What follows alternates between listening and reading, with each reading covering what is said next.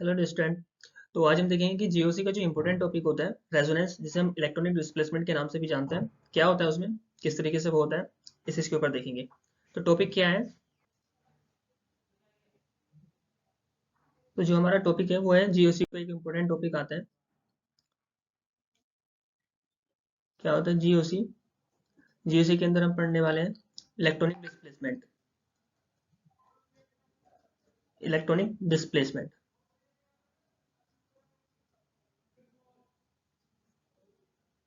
तो जो electronic displacement है उसके कई कई मेथड होते हैं। मतलब फॉर एग्जांपल रेजोनेंस एक इलेक्ट्रॉनिक डिस्प्लेसमेंट होता है। जब हम किसी मॉलिक्यूल में इलेक्ट्रॉन्स के मूवमेंट को देखते हैं, क्या क्या होते हैं? रेजोनेंस फर्स्ट ऑफ ऑल होता है। रेजोनेंस में पाई बॉन्ड इन्वॉल्वमेंट होता है। ठीक है। तो और कुछ एक हाइपर कॉन्जुगेशन। Hyper conjugation.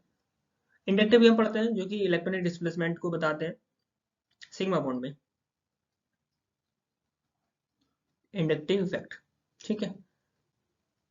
तो अभी मेरा जो फोकस है वो ये है कि रेजोनेंस के ऊपर मुझे आपको बताना है कुछ थोड़ा चीजें। तो ठीक है, रेजोनेंस देखो क्या होता है। रेजोनेंस में डिफरेंट डिफरेंट टाइप्स का होता है, जिसमें हम देखेंगे कि पाई पाई रेजोनेंस क्या होता है। ठीक है। पाई पाई रेजोनेंस। आपने देखा होगा कि लोन पेयर पाई बॉन्ड रेजोनेंस होता है। लोन पेयर पाई bond resonance.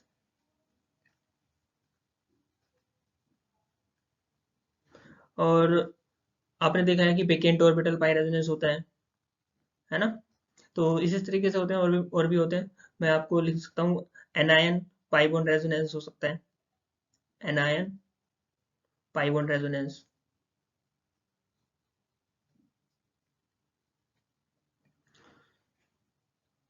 Pi pi resonance. तो पाई पाई रेजोनेंस होने के लिए क्या रिक्वायरमेंट होनी चाहिए? अब हम देखते हैं कि पाई पाई रेजोनेंस होने के लिए रिक्वायरमेंट क्या है। पाई पाई रेजोनेंस।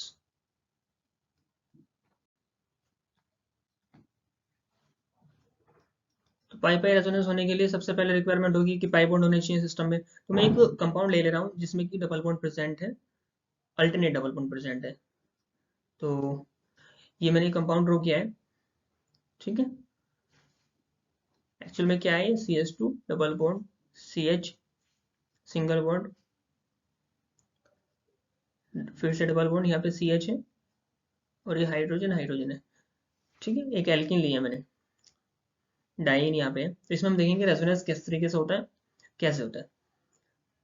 तो देखो चलो उसके ऊपर तो ठीक है, पहले मैं आपको ये बता देता हूँ कि जो रेजोनेंस होता है वो, रेजोनेंस एक्चुअल में स्टेबिलिटी किसी कंपाउंड को, कोई कंपाउंड स्टेबल है कि नहीं, स्टेबिलिटी चेक करने के लिए, तो ये सब हमें रेजोनेंस से पता लग पाता है। तो स्टेबिलिटी वगैरह हम जो देखते हैं तो उसके लिए रेजोनेंस रिक्वायर्ड होता है। कैसे होता है वो देख लेते हैं।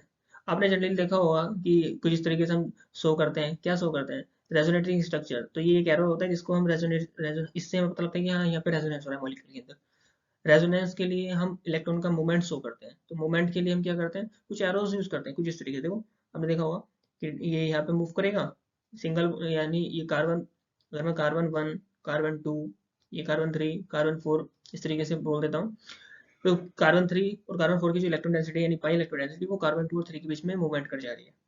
और जो कार्बन 1 कार्बन 2 के बीच में पाई बॉन्ड था वो कार्बन 1 पे जाके एज ए एनायन शिफ्ट हो जाएगा।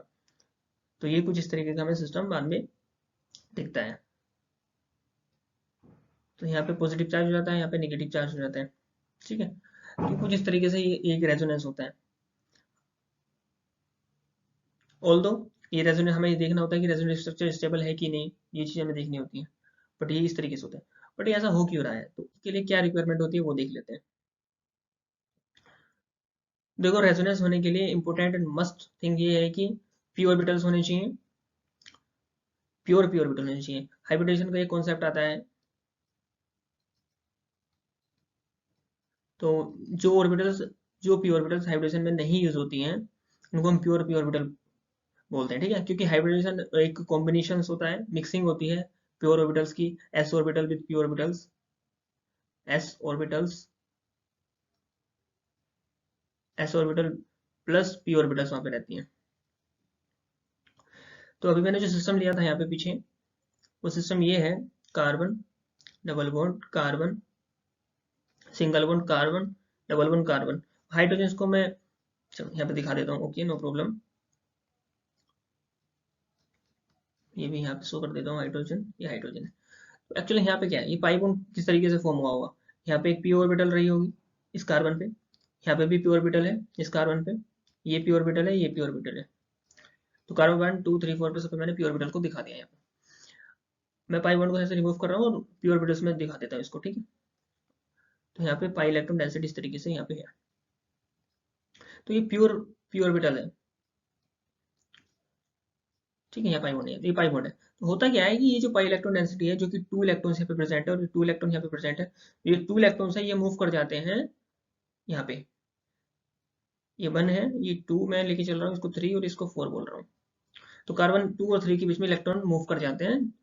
होगा क्या, दोनों ही इलेक्ट्रॉन मूव करें तो कार्बन 4 पे तो एक इलेक्ट्रॉन क्या हो जाएगा, डिफिशिएंट हो जाएगा, तो यहाँ पे कैटायन बन जाता है। वो दिखाता है, किस तरीके से दिखाता है वो यहाँ पे देखो।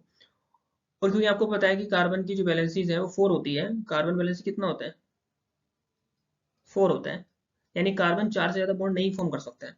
इसीलिए ये वाला बॉन्ड यहाँ पे ब्रेक हो जाता है, जो सिंगल बॉन्ड है ये वाला, आई एम हाईलाइटिंग, ये बॉन्ड ब्रेक हो जाता है यहाँ पे, ठीक है। 2 और 3 के बीच में बॉन्ड बन जाता है, 3 4 का ब्रेक हो रहा है, तो इस तरीके से होता है। आफ्टर ऑल क्या होगा यहाँ पे, ये 2 इलेक्ट्रॉन जो थे यहाँ पे शिफ्ट हो जाएंगे, यानी यहाँ पे नेगेटिव चार्ज दिखना स्टार्ट हो जाएगा। कि देखो कोई भी एक पाई बॉन्ड है, तो पाई बॉन्ड कब बनता है, जब वहाँ पे एक एक इलेक्ट्रॉन होता है प्योर प्योर ऑर्बिटल्स में। बट अभी क्या हो रहा है यहाँ पे, क्योंकि ये टू दोनों ही इलेक्ट्रॉन यहाँ पे मूव कर रहे हैं कार्बन वन पे, तो यानी कार्बन वन पे जो इसका खुद का एक इलेक्ट्रॉन था, एक्चुअली यहाँ पे मैं आपको दिखा देता हूँ थोड़ा, दूसरे पेन से दिखाता हूँ मैं इसको।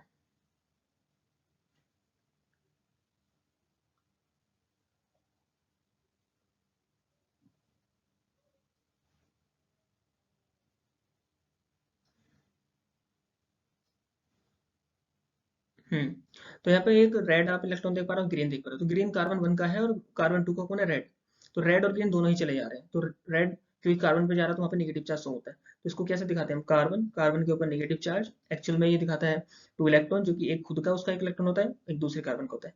सिंगल बॉन्ड दिखाएंगे यहाँ पे, कार्बन 2 और कार्बन 4 के बीच में डबल बॉन्ड बन चुका है, और कार्बन 3 और कार्बन 4 के बीच में सिंगल बॉन्ड ही है, लेकिन कार्बन 4 पे एक पॉजिटिव चार्ज आ चुका है। तो इस तरीके से पाई पाई रेजोनेंस होता है, ठीक है। सिस्टम ऐसा भी हो सकता है जिसमें काफी पाई बॉन्ड हो सकते हैं, मीन्स मैंने अभी यहाँ पे कार्बन 4 लिया था और 2 डबल बॉन्ड्स यहाँ पे थे।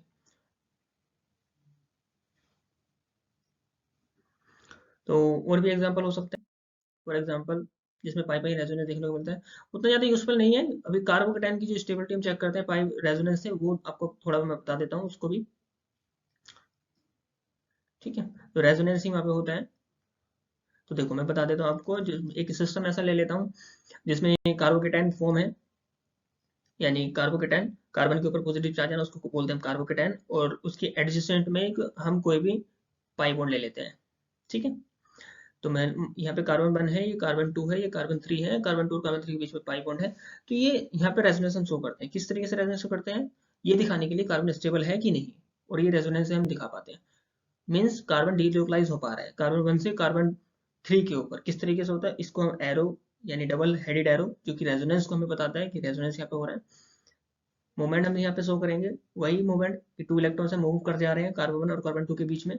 कार्बन 1 और कार्बन 2 पे जो इलेक्ट्रॉन मूव करे हैं, वो 2 इलेक्ट्रॉन यहाँ पे देखो, ये मूव कर गए हैं, और यहाँ पे कार्बन 3 पे पॉजिटिव चार्ज। अब ये हुआ कैसे, कि दोनों इलेक्ट्रॉन यहाँ से मूव करें, दोनों इलेक्ट्रॉन यहाँ से मूव करें, जिसमें कार्बन 3 का एक था, ये कार्बन 2 का था। तो कार्बन 3 का एक इलेक्ट्रॉन जा चुका है, तो इसलिए पॉजिटिव चार्ज यहाँ बनता है। यस, कार्बन 2 के जो इलेक्ट्रॉन था वो ऑलरेडी उसके पास ही है, लेकिन जो कार्बन ये सेकंड इलेक्ट्रॉन है, वो एक तरीके से कार्बन को दे दिया था, इसलिए यहाँ का पॉजिटिव चार्ज खत्म हो चुका होता है। यानी यहाँ से यहाँ के बीच में एक चीज, एक आप स्टेप ध्यान रख सकते हो, जो कि हो रहा है यहाँ पे, क्या हो रहा है एक्चुअल में, कुछ इस तरीके से हो रहा है यहाँ पे। क्या हो रहा है, कार्बन 1 था, यहाँ पे पॉजिटिव चार्ज था, यस। कार्बन 2 है, कार्बन 3 है। मैं पाई बॉन्ड को ना दिखा देता हूँ थोड़े टाइम के लिए, कि ब्रेक फॉर्म में दिखा देता हूँ। यहाँ पे एक इलेक्ट्रॉन है, और ये एक इलेक्ट्रॉन है, और यहाँ पे पाई बॉन्ड था ना, पी ऑर्बिटल से पाई बॉन्ड बन रहा था। होता क्या है कि ये वाला जो इलेक्ट्रॉन है, 1 सेकेंड,